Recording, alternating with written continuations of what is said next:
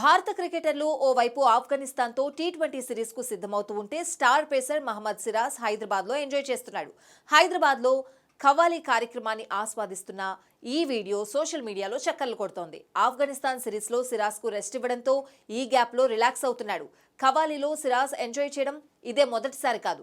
గతంలో 2023 world cup ముగిసిన తర్వాత హైదరాబాద్లో నిర్వహించిన ఖవాలీ కార్యక్రమానికి సిరాజ్ హాజరయ్యాడు. ఇటీవలే సౌత్ ఆఫ్రికాతో జరిగిన టెస్ట్ సిరీస్లో సిరాజ్ అద్భుతంగా రాణించాడు.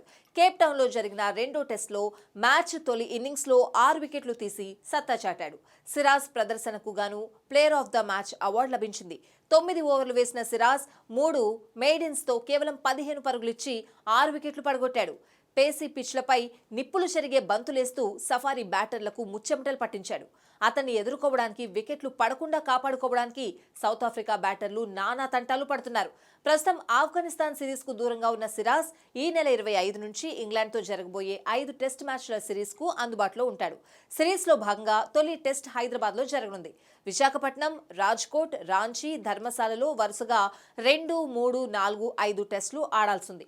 గత నెలలో ఇంగ్లాండ్ జట్టును ప్రకటించగా త్వరలో భారత జట్టుకు ఎంపిక చేస్తారు.